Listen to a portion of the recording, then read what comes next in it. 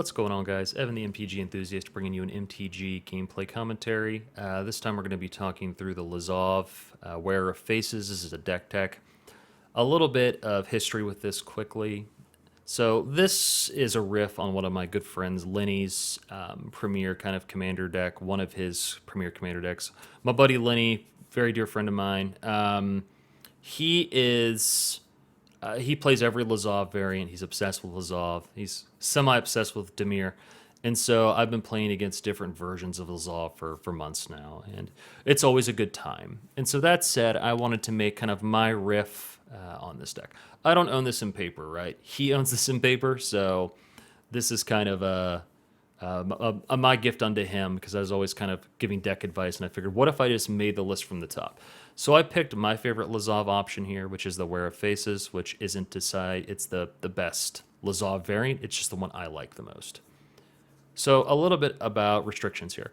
So we want to play this without a lot of the quote-unquote game changers from the new bracket system game changers list.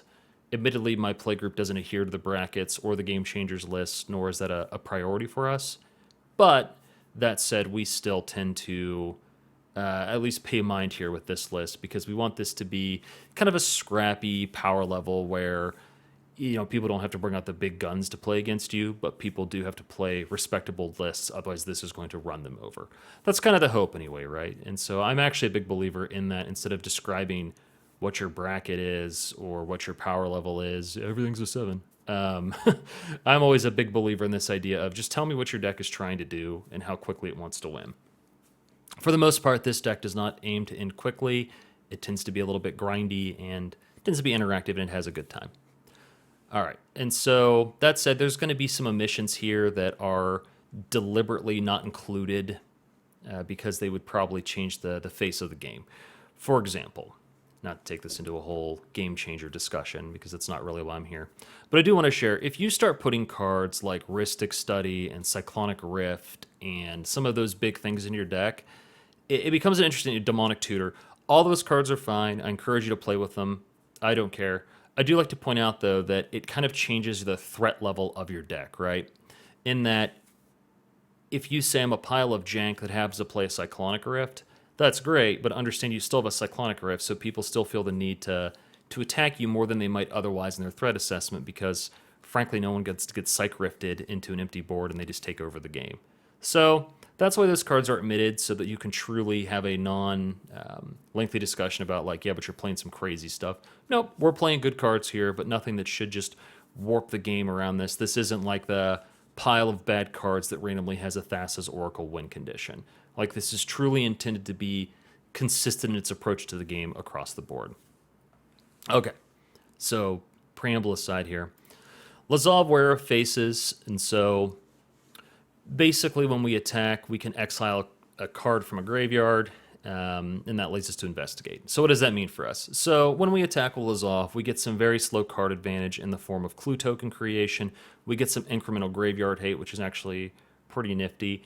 We're a 2/3 body for 2, so not terribly costed. Still dies to Lightning Bolt. Probably be better as a 1/4, but either way, this is completely playable on 2. Additionally, we have whenever you sacrifice a clue, we can have Lazav become a copy of a target creature exiled with it.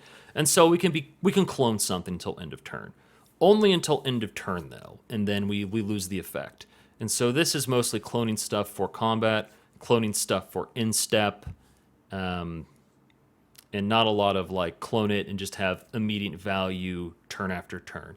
You kind of get your one shot and done, which is kind of why it's a lot of fun.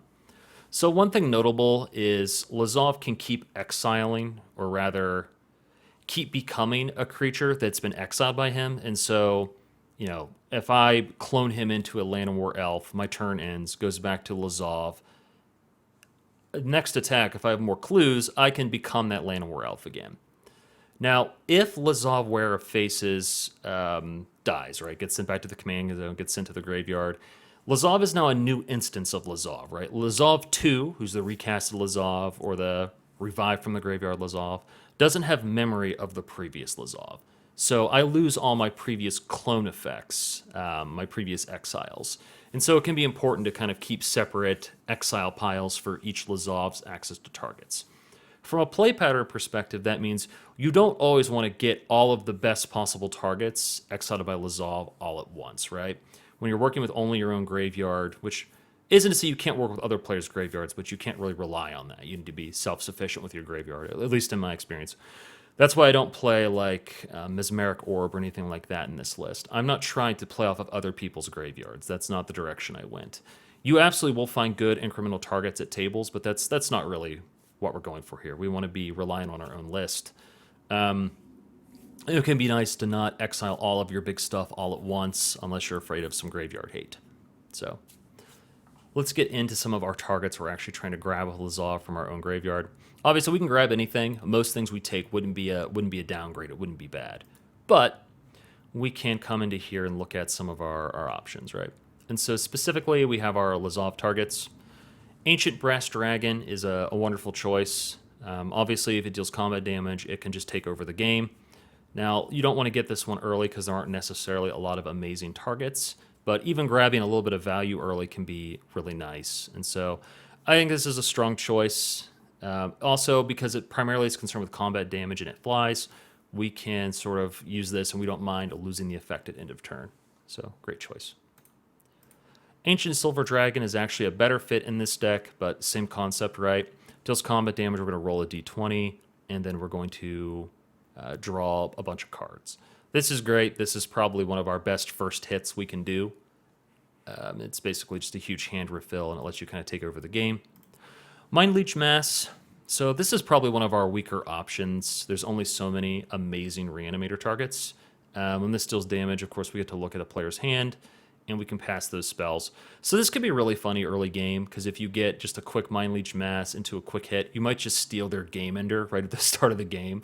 And it's a lot of fun. There might be better options here in this slot, but I think this is just too fun not to play, personally. So now we have kind of the sub-theme here. We've got these ninjutsus. And these aren't the only ninjutsu cards in here. And this is because we are hoping that in the event we don't have good graveyard targets, we can ninjutsu something into play here and cheat something in that's undercosted and really good. And so in this case, whenever this deals combat damage to a player, you know, we can exile the top card of each player's library and we get to play those, right? And so once again, and we don't have to, we basically get to steal a card and usually the best thing off the top. Now we do lose life, and so there might be some better options here too, but I actually think it's been pretty strong.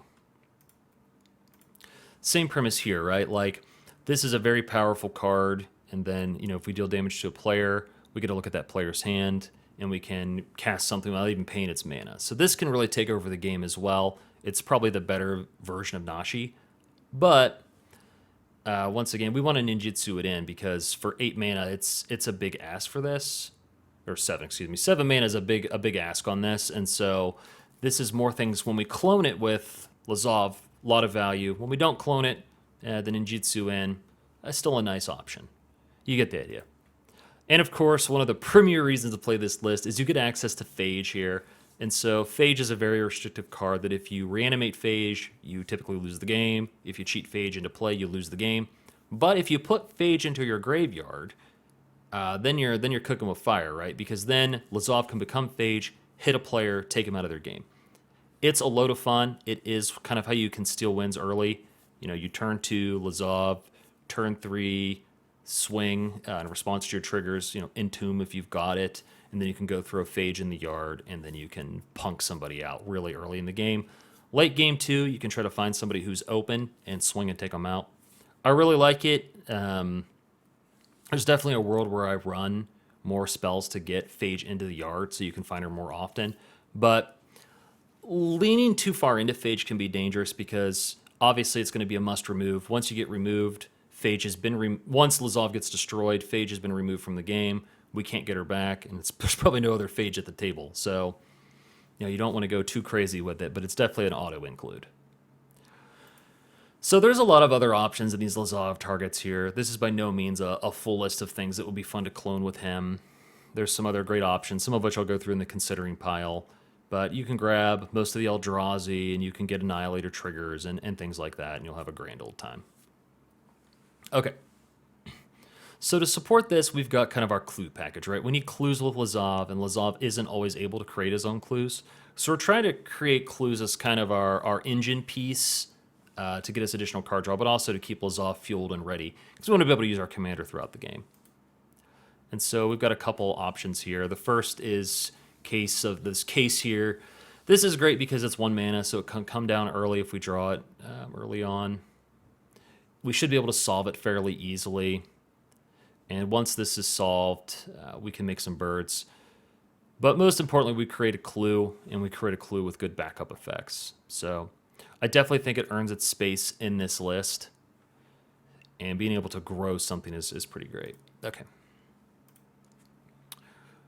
Erdwall Illuminator.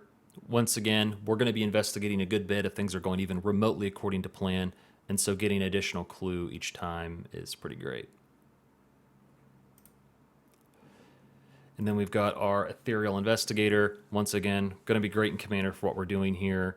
We're going to create plenty of clues with this. And when we trigger a clue, we get a guy. And so this is a great inclusion here with the clue package. So Fleeting Memories makes its own clue. And we can sacrifice clues, or whenever we sacrifice a clue incrementally to draw a card, we can have a player mill 3 cards. So if somebody's at the table and we know they've got big bad creatures, we can mill them into the yard. We can also mill ourselves. We're trying to hit our own stuff. Most of the time, I think you're going to wind up going for somebody else's graveyard, but nevertheless, that's why Fleeting Memories is here. Forensic Gadgeteer, absolute staple.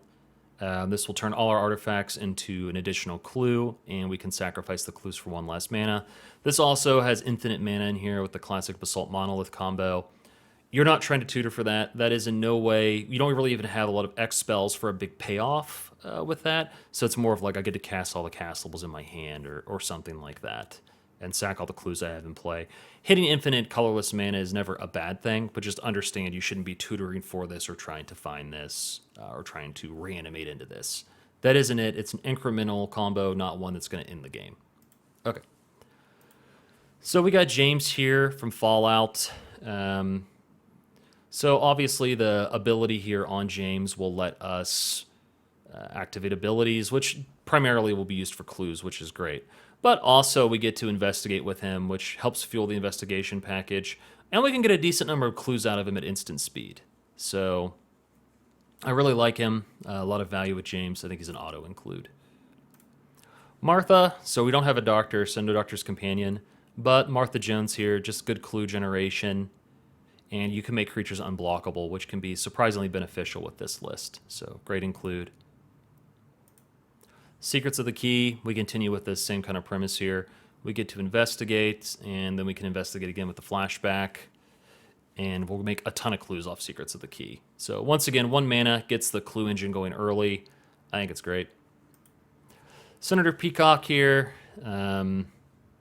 Artifacts are clues, so all of our mana rocks effectively become clues, and we get some unblockable stuff again.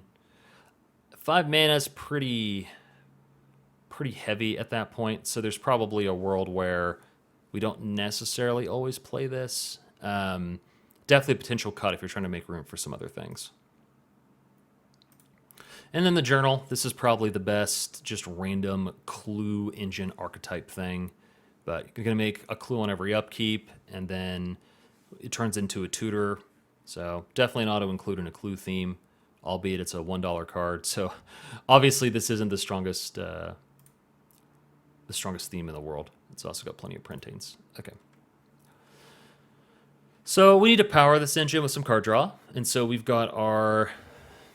I can't pronounce this, but we got our guy here. We've got plenty of artifacts and legendaries. Not as many sagas. But he comes down on turn 2 in place of our commander at times. And he'll probably get his 1/1s. And he probably will give us card draw. So even if he only hits 2 or 3 cards before he gets removed, he's still a great engine and a low opportunity cost to play in here to bring the creature count up a little bit. So Biden of Thassa. Biden of Thassa is super greedy in this list, but it does a lot of things for us. Once again, unblockable could be nice. Unblockable also helps ensure we'll be able to get somewhere with the Biden. It is an artifact, and I do have plenty of permanents in here that are triggering off of artifacts. And so I think it's a strong include, but admittedly at 4 mana, you're in the range where you have a lot of good card draw options. And so, at 4 mana, should this just be a Fact or Fiction or an Ancient Cravings? I don't know, maybe. Or, excuse me, Ancient Excavation? Potentially, but I still think it's a good include, and we're definitely running it for the time being. Black Market Connections. Black Market Connections is great. Treasures are great. Sometimes we need the ramp. The card draw without restriction is great. Easy casting cost. And making the 3/2 shape-shifting changelings isn't actually bad when we have a lot of cards that are interested in dealing combat damage for effects, like like the Biden, excuse me. So, big fan. Consecrated Sphinx. So Consecrated Sphinx is in here for a couple of reasons. A, if it just gets reanimated with one of our more traditional reanimation spells, it might just end the game. Two, it's just good, solid card advantage. So this is more of a nice, honest card draw flex option that's really strong. Fairy Mastermind. So Fairy Mastermind, once again, just generic, good card draw, but also the flash speed and being able to keep up with other people's card draw, coupled with being an evasive body, makes Fairy Mastermind a very, very strong choice for this list. Wouldn't leave home without it. Idol of Oblivion. So Idol of Oblivion, we are very apt to be making clues on most of our turns. And since clues are tokens, this is typically always going to net us an extra card per turn. And at 2 mana and being an artifact, it ticks a lot of great boxes for us. That said, it isn't necessarily a guaranteed draw every turn, just most of the time. And so there's definitely something you can consider cutting if you wanted more like just generic card draw. And once again, I want to play 1 or 2 mana, like Consider and Opt and things like that. This would probably be one of the earlier card draw engines I would cut if that were the case. That said, I do think it's stronger than those options, and I think it's a good choice. Notion Thief. So calling Notion Thief card draw might be a little bit generous with my tagging. This is more of a Staxy piece here that we want to run. It can be really hard for us to keep up with decks that are huge value engines that are just drawing lots and lots of cards. And this is a great way for us to kind of keep pace with those things. It's also pretty fun if it's in the yard and then you can have Lazav become it, because once again, Lazav becomes that creature until end of turn. And so this is one of those rare moments where, somebody casts, I'm going to play a card, I'm going to draw lots of cards, activated already, and you have this in the yard, or you can get it in the yard. You can turn on Lazav and stop their card draw and draw a bunch. It's great utility in here, and I really, really like it. Phyrexian Arena. Phyrexian Arena is a Phyrexian Arena. It's kind of a bad black market connections, but it's available, it's easy to cast, it tends to be pretty inoffensive for the table, and it's good, constant card draw, and I think it belongs here.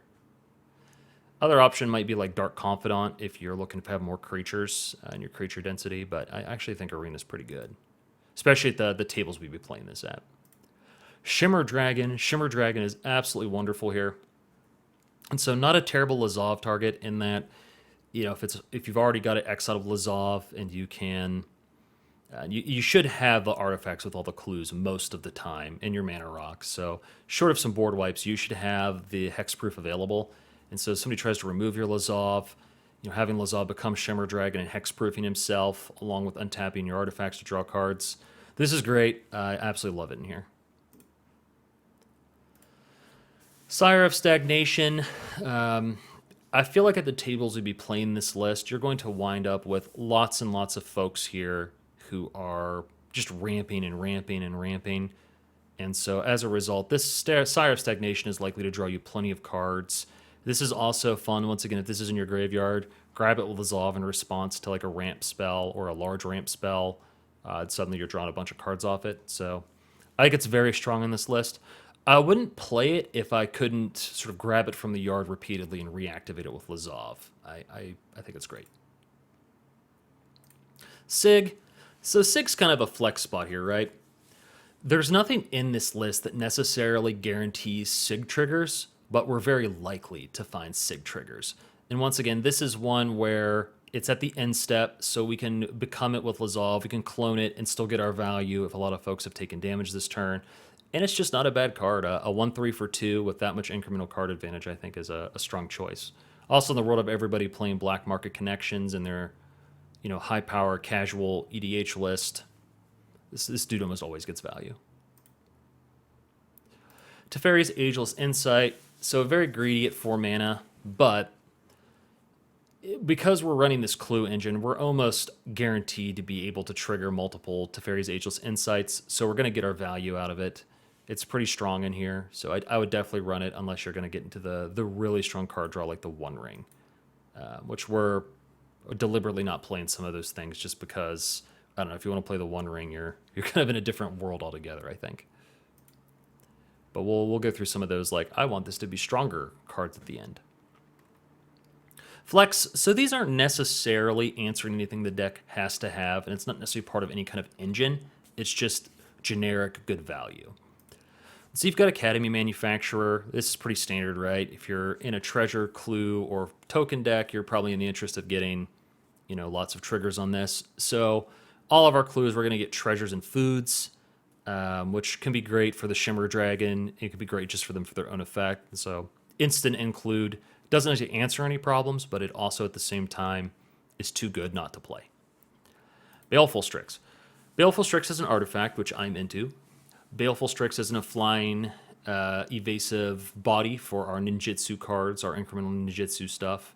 And Baleful Strix draws a card. So removing it, if it dies to Orcish Bowmasters or something, I honestly don't care. So it kind of does a lot of what we need it to do. That said, it doesn't do anything specific. Absolutely cuttable, but because this kind of has like that reanimation sub-theme where you can wind up in the wrong half of the deck, right? I've hit my reanimation targets, but nothing to get them into the yard.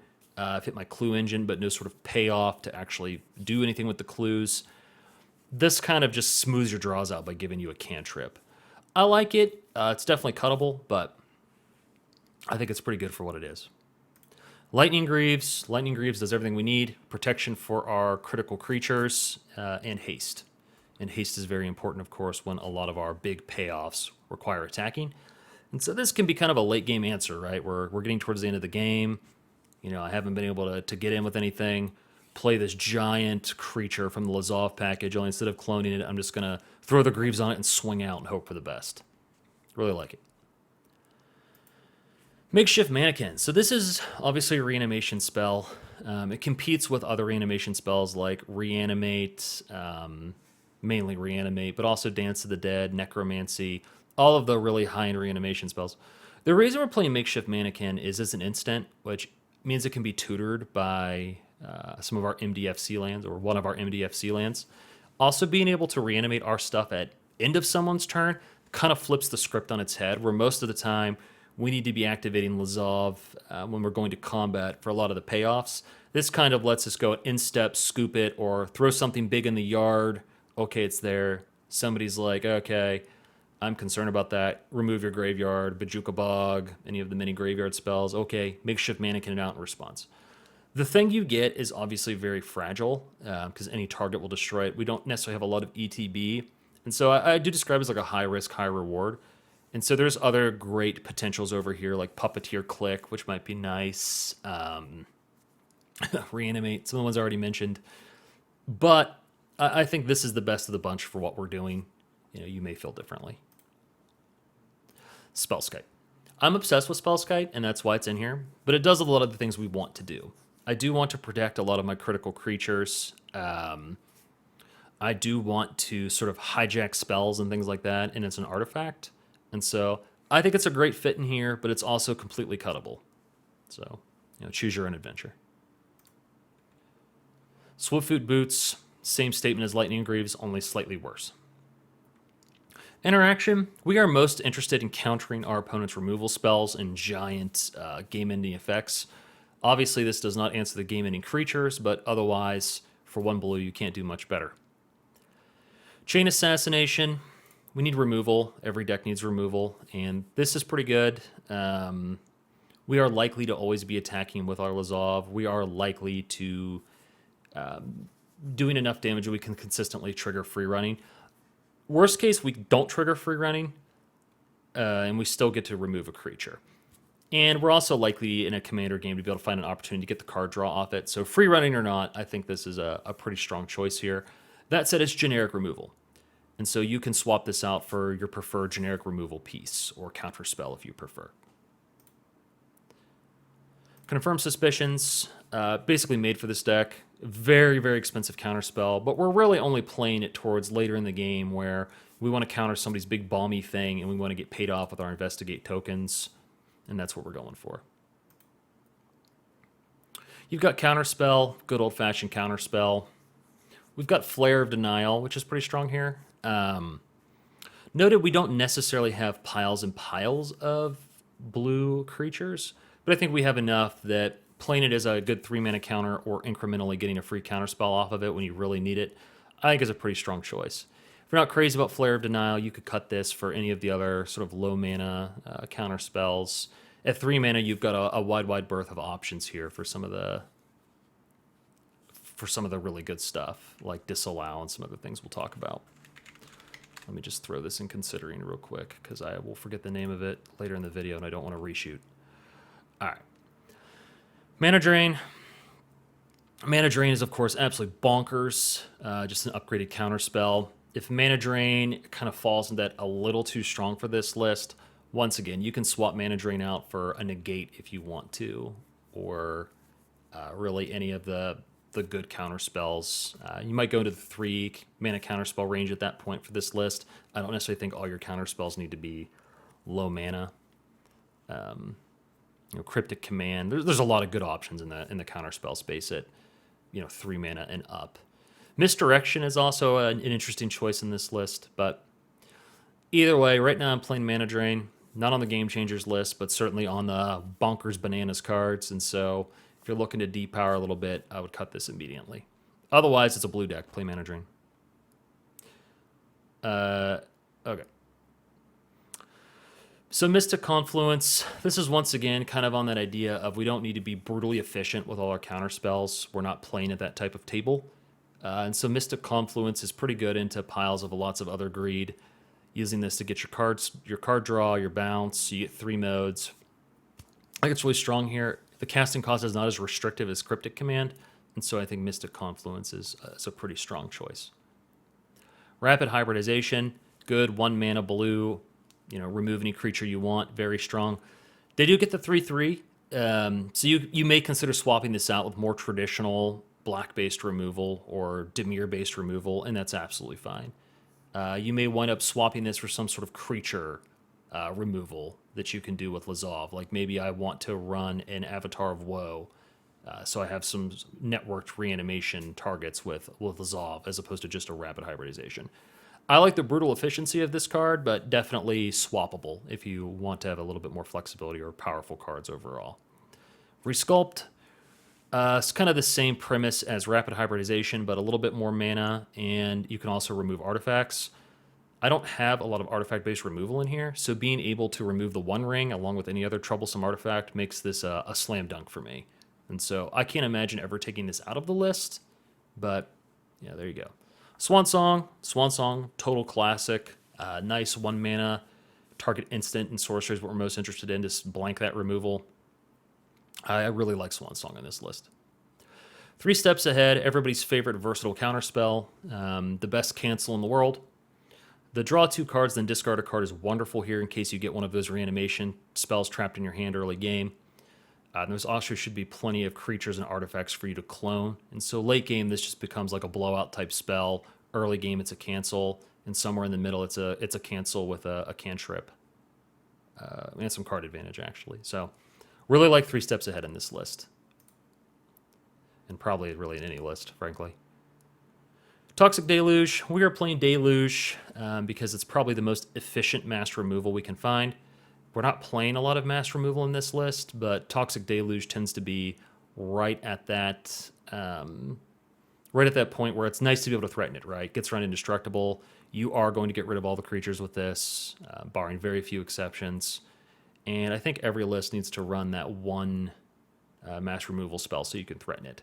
Ideally, I'd like to fit one more mass removal spell in here, but it's a really tight list, and so I only have 1 slot for it right now, and this is my chosen option. There's some other good ones too we'll get into in the considering section. Withering Torment, this is targeted removal that also blows up an enchantment. We're in black-blue, so enchantment removal is not our strength, and so this is a nice kind of deviation from the color pie with a life loss to give us an advantage. So love Withering Torment in most Dimir and black lists. Land package, Bojuka Bog, because removing graveyards is fun, and this is a free opportunity. Arguably, we want to leave cards in opponents' graveyards, and so there is a world where you cut Bojuka Bog and just play another swamp, and I think that's completely fine. Command Tower, no-cost dual land, Drawn Catacombs. We're almost guaranteed to have an island or swamp, so dual land, no downside. Felt of Profane, doubles as a removal spell and a Planeswalker removal spell. The 3 life means nothing to us in Commander in most games. Fetid Pools, Island Swamp, so tutorable by a fetch land. Also can be cycled. Just good generic duel. Kind of pricey right now, so you could cut this for really any other generic duel. You don't really need that many duels in this list. The costing cost not that bad. The Laboratory, we need clues. This is how we make clues. Easy to make the flip condition. And the flip condition is actually pretty good, so big fan of this card in here. So basically a reanimation on a land, and meeting the condition for the clue should be no problem at all. So once again, we've got more just generic good duels. There's your fetch to go find your Swamp Island. Rogue's Passage, unblockable is pretty useful in here. That said, paying 4 mana to activate this is not normally what you want to be doing, but we can afford it in our color base. Now, if you want to play some different sort of utility land over Rogue's Passage, I think that's completely reasonable. Maybe you want to play an artifact duel. That's completely reasonable. But I think this is fine. And being unblockable is sometimes the way you end the game, right? Scene of the Crime. So this is a land that is also a clue, and that is why we run it. Seagate Restoration, very pricey. Not necessary at all on this list if you don't own one or don't want to proxy it. But it's basically a no downside island in this list. And for us, this is one of our few payoffs with our infinite mana combo there that we can hit and draw our whole library and have no maximum hand size. Doesn't mean we can win with the cards we draw, but we'll have lots of resources. Sink into Stupor, Super Island, probably a design mistake. Sunken Ruins, good duel. More duels. Temple of Deceit being a tap land is kind of a bummer. You don't want to...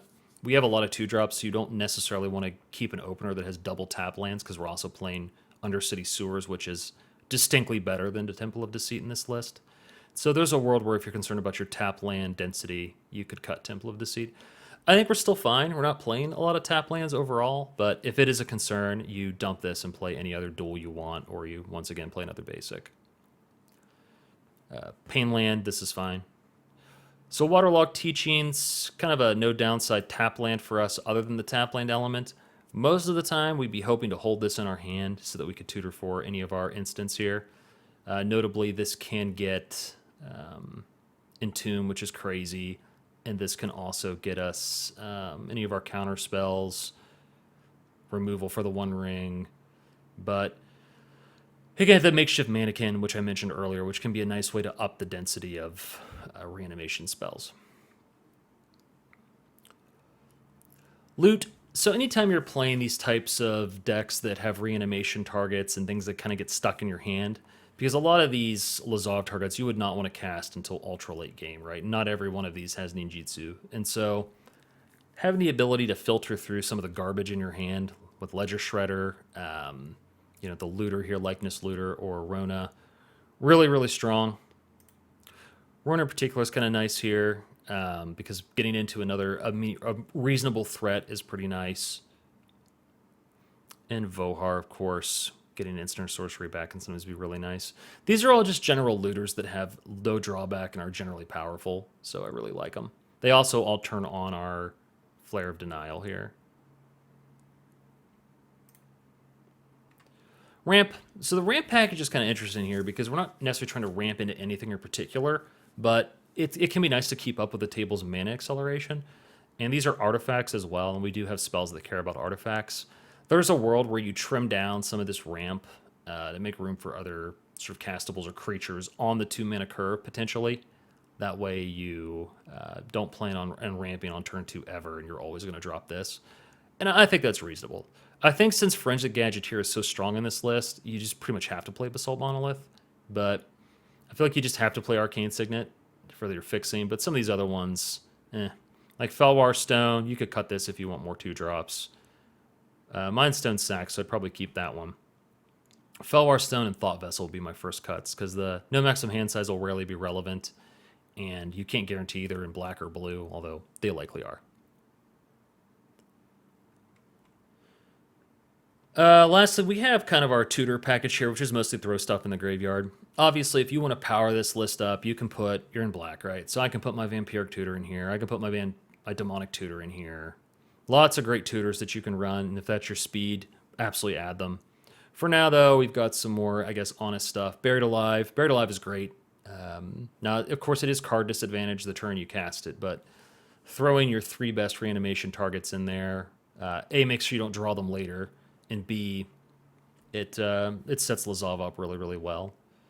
If you are going to Buried Alive, obviously you're going to want to throw Phage to try to just punk somebody out, but I would also strongly encourage getting some sort of card draw like the Ancient Silver Dragon or the Shimmer Dragon, because you probably want to refill after you do this.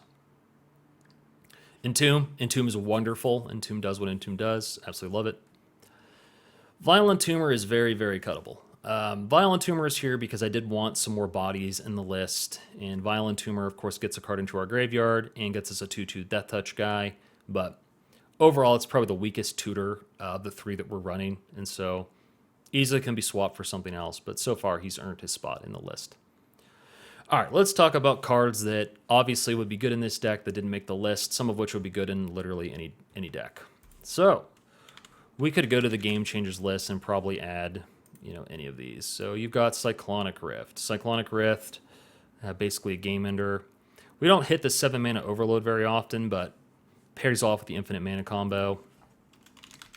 One Ring, of course, pretty much good in any list you run it in. This is an artifact, so there's added benefit there.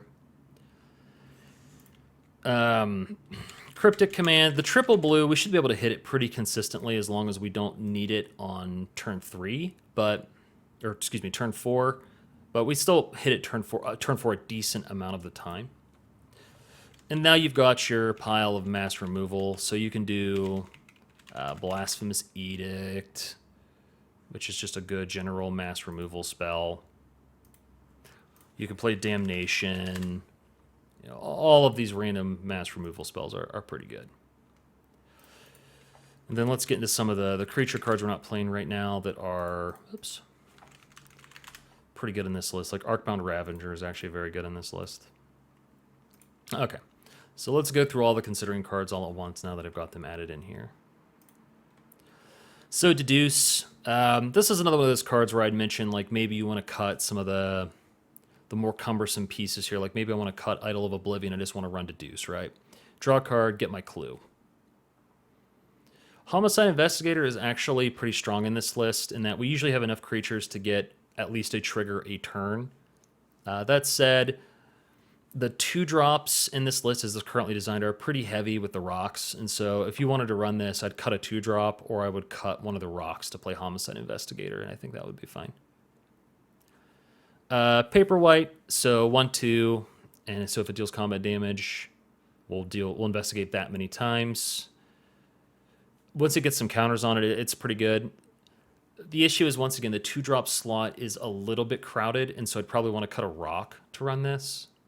But the payoff for the clue sacrifice is pretty good, and so this is probably, of the clue things I'm not playing, Piper Right would be the first one I try to get added. Rhystic Study, if you want to be that guy, Rhystic Study's pretty good. Kind of on that same theme, Mystic Remora, throw that in considering too. So good, generically, really powerful card draw, right? You've got Mystic Remora here and Rhystic Study. I assume they need no introduction.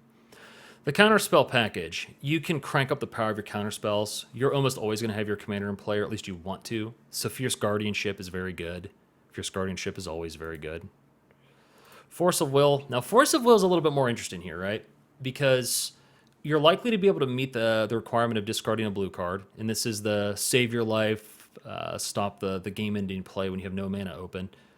Obviously, always going to be a very good card. Downside is you do 2-for-1 yourself, and depending on the power level you're playing at, that might not be necessary. But if you're trying to make this a more powerful list, I think Force of Will needs to come in, likely over Mystic Confluence. And then Pongify, if you're just looking for more removal, maybe you want to run a Pongify over Chain Assassination. That works just fine. So this is probably the most notable card that's sitting here in the considering pile. And so Jin-Gitaxias is probably one of the best targets for Lazav, because during the instep, you're going to refill your hand and you're going to blow out everybody's hand, which is probably what's on the Game Changer list. But I think if you're trying to power up the list a little bit and not just become a walking mass of like all the EDH staples in every color, I think this is the first thing you add, right? If this is your concession for, man, I really want to play a really powerful card to push this list into a great place, I think you put this in right away, and that's probably one of your best options. Test real quick for fun, but once again, we're not going to spend too much time on this. This is just to get some draws. So we've got a 2-lander here, but we've got an Investigate trigger. James is okay, but we've also got this dead card. And we've got 2 dead cards. We got a Ledger Shredder, so I would keep. I think it's good enough. So let's go there. Let's slam our island and pass. End of turn, we'll go ahead and assume we can cast Secrets of the Key. So let's add a token. Let's get my clue up in here.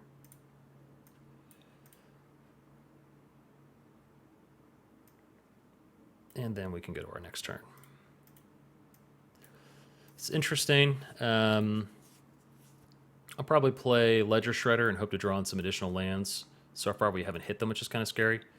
Likeness Looter is also a good choice here because we get the option to try to draw our land next turn. So let's go turn 3. We hit our land. There is a god. I would still probably trigger this and draw my card. And then I'm going to go ahead and pitch... Oh, probably our reanimation target, of course. We're going to play our tap land, and then we can tap 2 and go on Spellskite.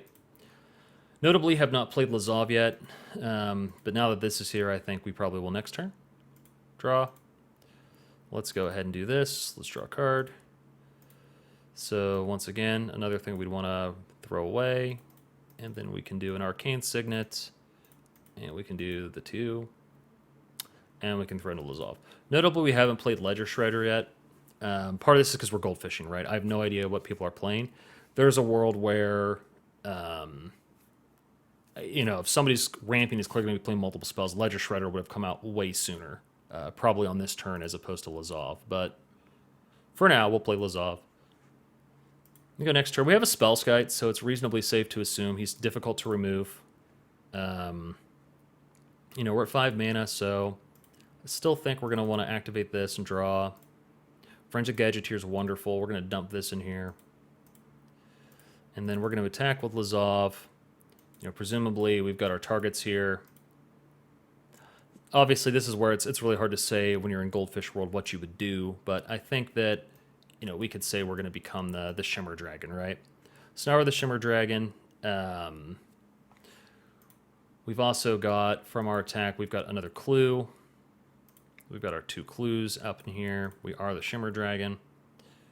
And we've got 2 untapped artifacts, so we can definitely start drawing with the clues. Now, of course, regrettably, we have to sack a clue to do Lazav's ability. But we still have our 2 artifacts. We've got a Spellskite, and so, we can do our damage here. Now, we don't have 4 or more, so it's not quite hexproof, but with Spellskite, it's close enough to hexproof. Notably, you haven't hit our land drop this turn, so there's a lot of options we have right now.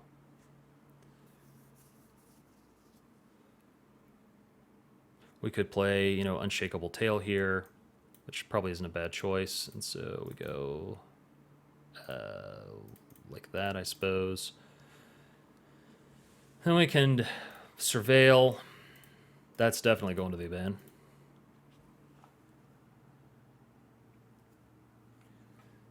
And then so that also, of course, triggers our investigation, which is great.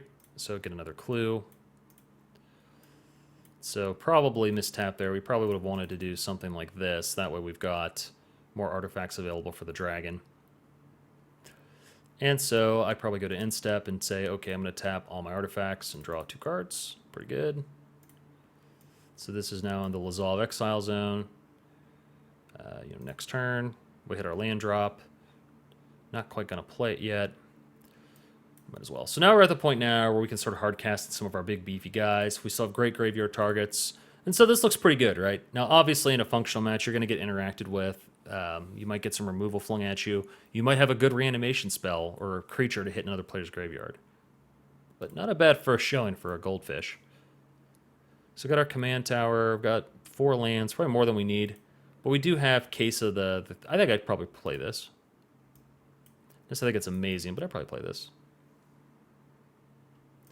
All right, so let's investigate here. Get our clue going. Let's go turn 2. Turn 2, I would probably do the island because we don't have Drowned Catacombs online yet. So this is probably for me. I'd probably just run it out. I don't think anyone's going to remove it for what it's worth. Go next turn. Now we can play our dual land here. And now hopefully somebody's open just so we can attack. I'm going to go ahead and assume there aren't any good reanimation tokens, or targets rather, so we're just going to attack and get our clue. We really were trying to solve this at some point. 3 or more artifacts, so we're on our way. In step, maybe we flash out the Fairy Mastermind. Okay, next turn. Hit a land. Now we've hit our ninjutsu dude, which is pretty cool. Of course, the ninjutsu is 6, so we can't immediately cast it, which is too bad, but like, what are you going to do? We also don't have quite enough mana to trigger the investigate on this, so now we're hitting the wrong half problem, where we've hit 2 of our spells here. And so this is probably a swing in and try to trigger this. Barring that, we just pass and activate this at instep. But in the goldfish, we'll go ahead and assume we get our clue when we attack. And we've got our 3 clues, so this is solved.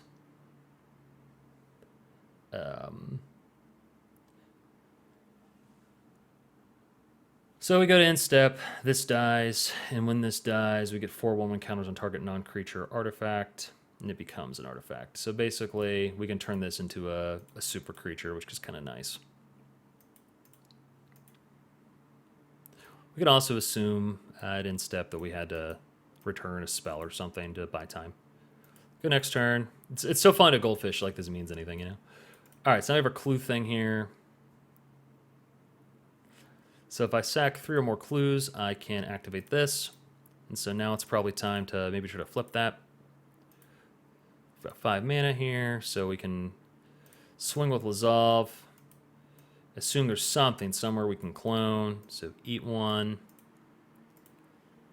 Then we can do 2 to sack 1 and draw a card. Gets our land. Can play our land. Can do another. Sack 2. Exile. Draw a card. This is solved. And then we've also got this dude here, which I'd probably run out. I know we have a Swiftfoot Boots, but right now, depending on what's going on the board, I don't really know if I need to run it out. If it gets removed, it gets removed. But then we get to turn this over, and now we've got our reanimation.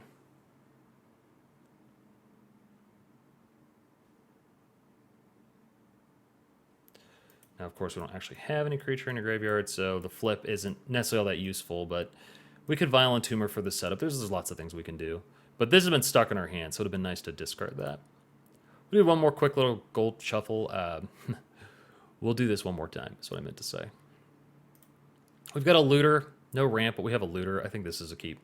We also have Fairy Mastermind. Okay, we drew the journal. That's pretty good for us. Turn 2, Sig is pretty appealing, but I think in most cases I'd just run out the looter. Then I think we just activate this to be safe, and then we'd draw a card. That's another looter. I'd probably pitch the Makeshift Mannequin because I don't have a target. I think we just run this out, honestly. Then we get our dual land here. Next turn.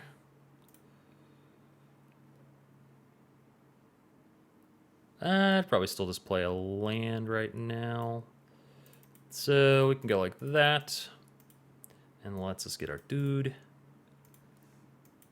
And we probably just chill for a minute and sit on what we have. Keep this up for flash. Instep, draw a card and then discard a card. Biden's actually probably pretty good here. So I'm actually going to discard the SIG because we can probably activate it in response if we need to once we get some clues. Activate again. I'm going to assume we probably don't want to deluge at this point. Draw. Hit the rapid hybridization. That could be pretty important here. Play the land. So now we've got the journal available, which will start getting us clues on our upkeep, but we don't have it right away. We also have the SIG in the yard. So depending on what's in the board, if we've got something good we can take with Lazav. Now if we have somebody open, make a deal with somebody to let us attack. But either way, you assume we can attack at least somewhere. It's turn 5, so hopefully we could make this happen. Get our clue. Then I'd probably pass. Instep, I'd probably, instep, I'd probably play Magic properly. Do some card draw here. I discard that. Go again. Definitely discard that. And then also in the instep, I'd probably go ahead and fire this off. And create your token, create your clue. And the flashback is 4, so we can actually flash it back. I'd probably play the bird instead, but it's more mana efficient to flash it back. So it really depends on what you're looking to do. Of course, that does instep. You could next turn trigger the journal here for the tutor. I don't know if this deck really has anything we absolutely need to tutor, but that's something you could do. It would depend. If we say for now we're going to flash this out, at least then we can bluff the counter magic. Go next turn. We hit Violent Tumor, so now we can go try to find a phage or something to end the game if we want. I'd say before you'd Violent Tumor, you'd probably do this. Land isn't actually that good here, so I'm going to ditch it.